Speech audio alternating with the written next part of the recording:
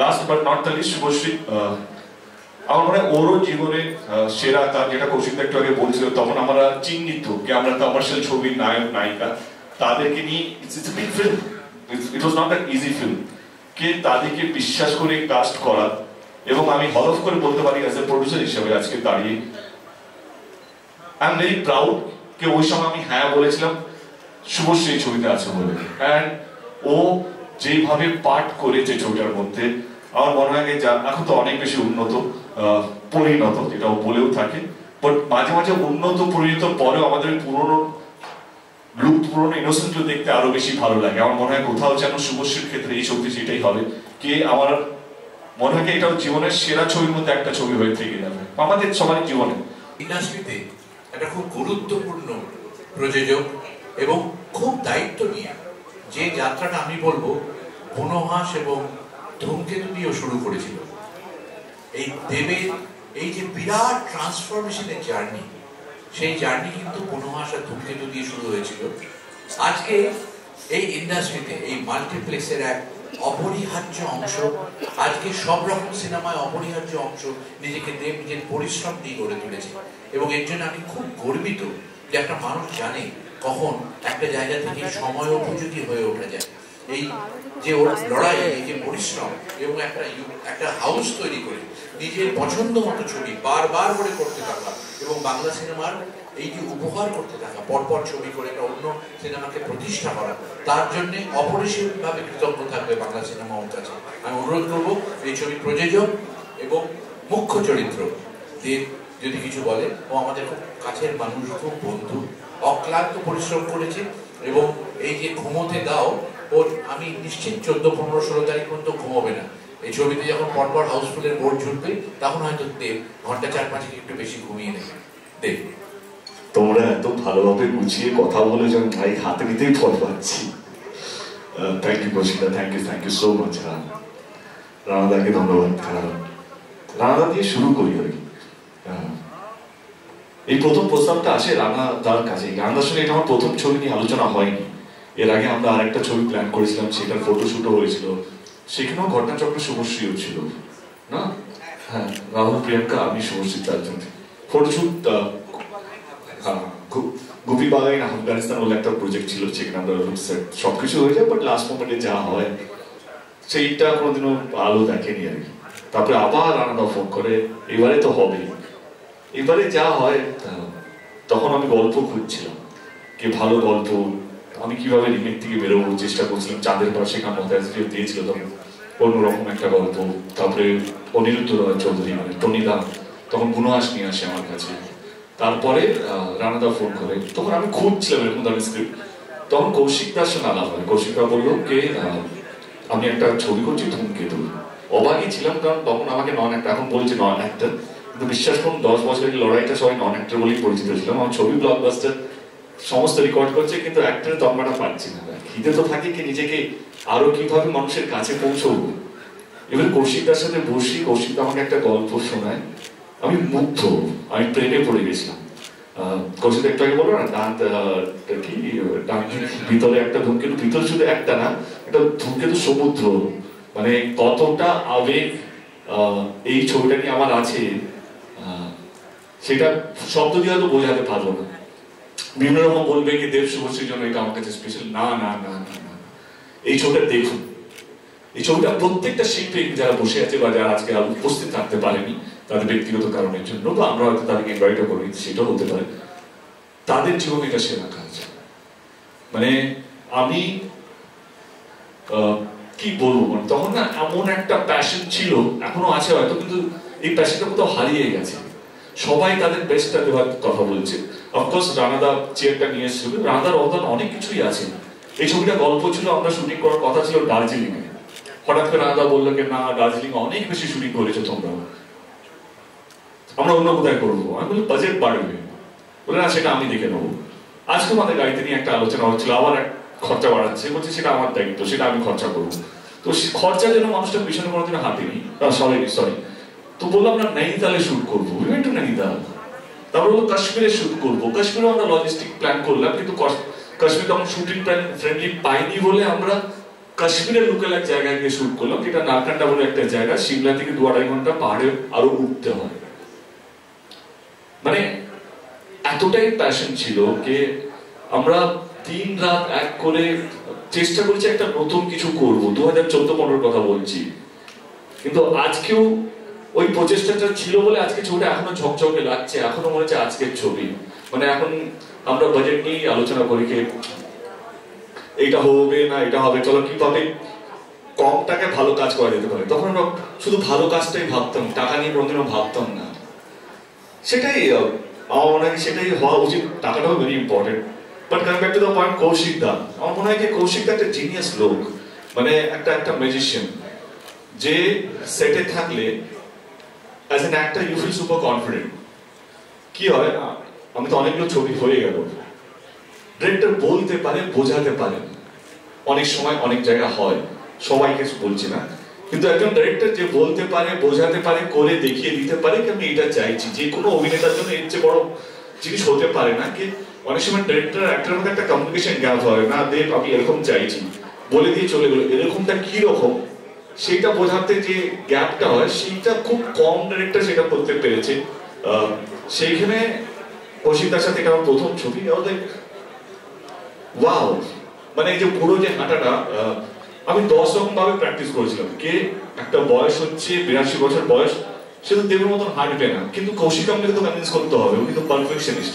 কিভাবে কনভিন্স করবো? আমার মনে হয় যে রুদ্রকে আমি দেখাতাম কোন হাঁটাটা রাখবো, কি মনে ছিল কে করে কৌশিকদার কাছে গিয়ে হলাম কে না বডি ব্যালেন্সটা একটু এরকম এরকম করি, 2 পায়ের ব্যালেন্সটা নিয়ে হাঁটবো। কৌশিকদা বলে হ্যাঁ এটাই তো চাই, হ্যাঁ এরকম আর একটু এটা করো না।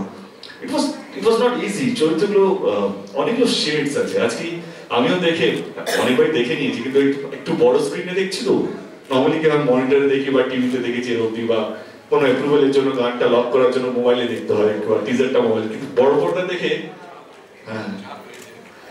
তো অনেকগুলো নস্টালজিয়া আছে মানে ছোটবেলা। থ্যাংক ইউ কৌশিকদা ফর ধূমকেতু, থ্যাংক ইউ রানাদা, যতই ঝামেলা হোক না কেন।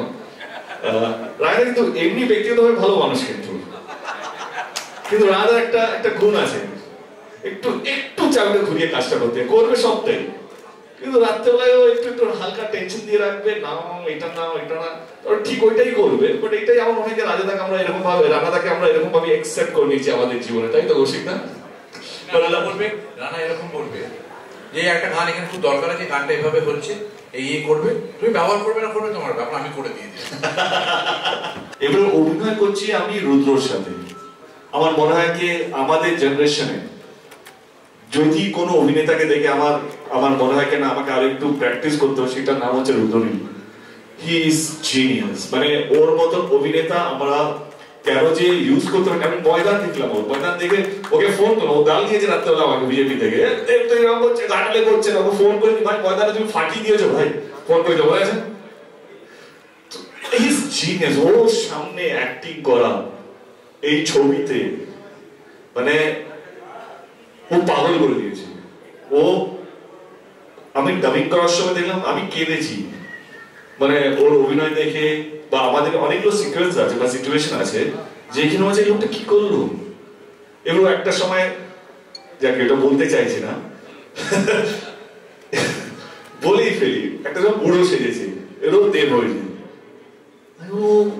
দেখি ডাবিংটা কি করে করলো, ভয়েসটা কি করে করলো, পুরোটা বসলাম। আমরা ঠিক আছে, আমি একটু কফি ব্রেক নিই, আমি বাইরে গেলাম, কফি খেলাম, ভাবলাম আবার let's do the read up. এর পুরো পুরো চরিত্রটা আবার আমি রিড আপ করলাম। হয় নাকি এই যে যেটা বললো কি পরিশ্রমিক অভিনেতা যদি পাশে না, পরিশ্রমিক তো বলতো, বাংলাটা একটু কারেক্ট করে দিই, এখনো ওই জায়গায় আছি আমি।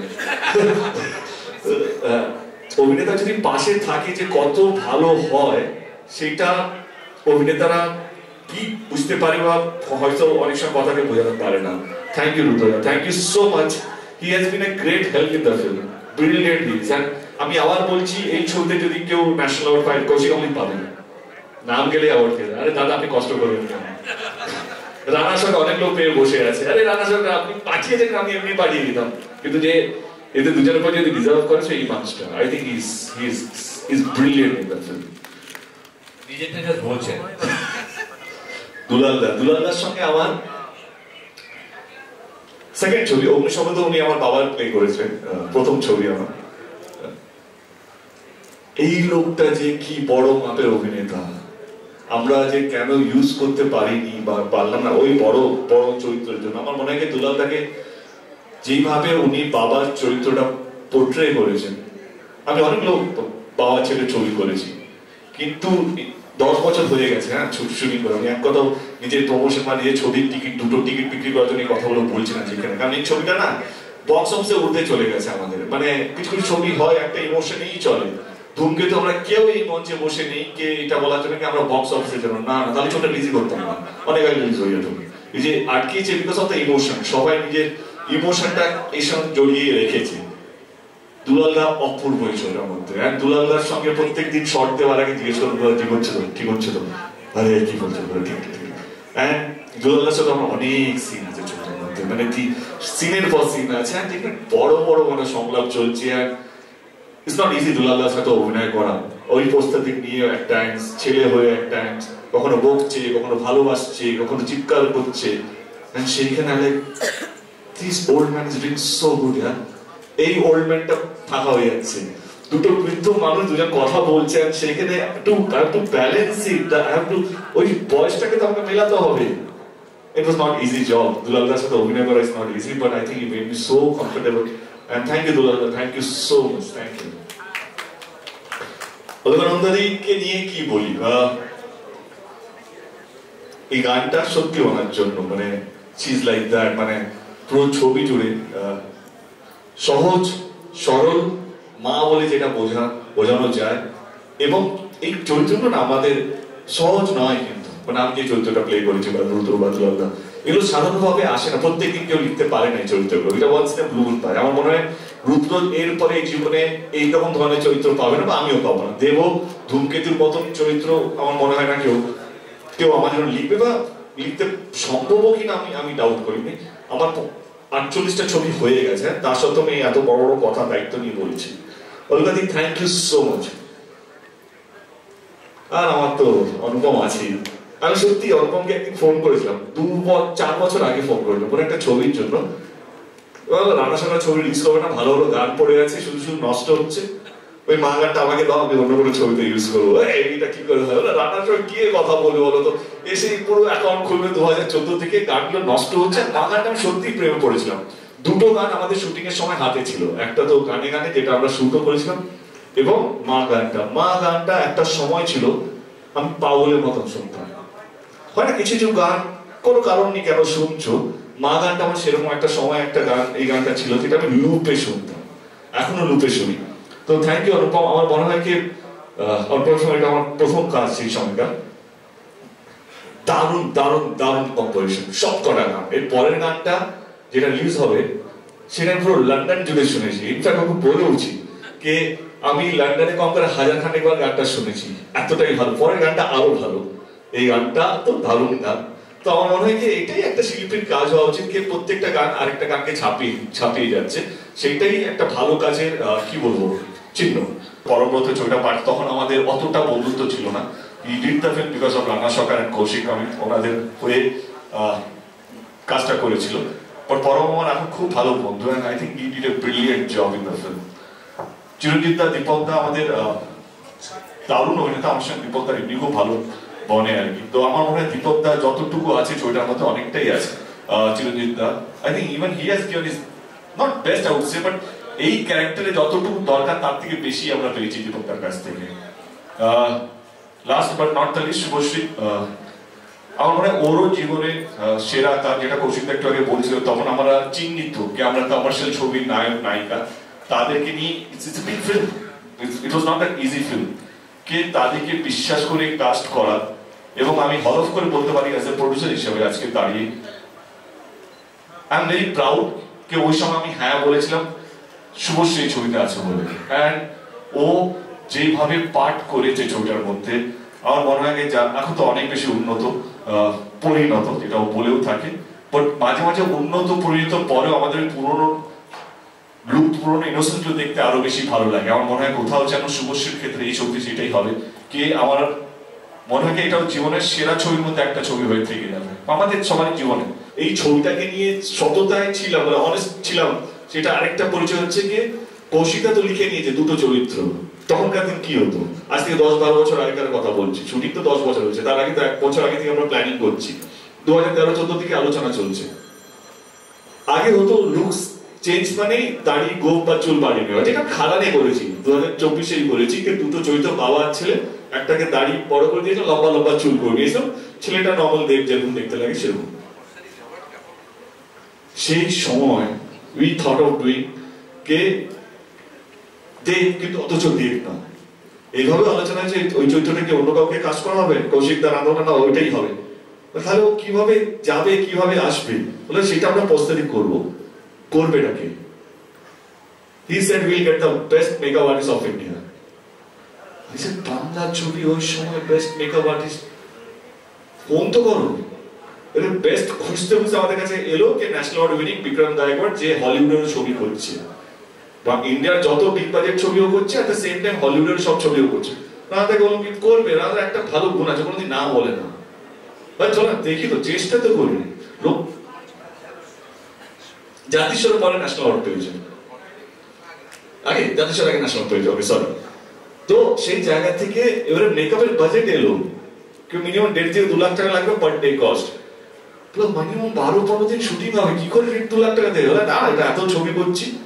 We did our first look set, look সেটটা আমরা করলাম পুজোর আগে, তারপরে বিদেশ চলে গেলাম আমার এখন, না আগে কলকাতা হয়েছিল, লুক সেট হয়ে সব অ্যাপ্রুভ হয়ে গেছে, এবার আমাদের লুকটা পছন্দ হচ্ছে, we rejected our first look set, তাকে আবার কনভিন্স করা হচ্ছে, সে এত বড় বড় মাপের মানুষ, বিজি, তাকে আবার কনভিন্স করছে না স্যার এই লুকটা আমাদের পছন্দ হচ্ছে না, উই ওয়ান্ট বেটার লুক। আমরা আবার সবাই টিম নিয়ে বম্বে যাই, আবার একটা লুক সেট তৈরি হয়, যে লুকটা আপনারা এখন ফাইনালি দেখছেন। তো এটাই বলবো কি থ্যাংক ইউ বিক্রম, উনি এখন নেই, বেঁচে নেই, এবছরে উনি মারা গেছেন, তো আমাদের শ্রদ্ধাঞ্জলি আমাদের টিমের পক্ষ থেকে, I think is a genius, he was a legend. And অন্যতম ভালো লাগার কারণ এই ছবিটার মধ্যে হচ্ছে ডেফিনেটলি এই প্রস্থেটিক মেকআপটা। তো থ্যাংক ইউ বিক্রম স্যার, আপনি যেখানেই থাকবেন ভালো থাকুন, যেন এটাই ঠাকুরের কাছে প্রার্থনা করি।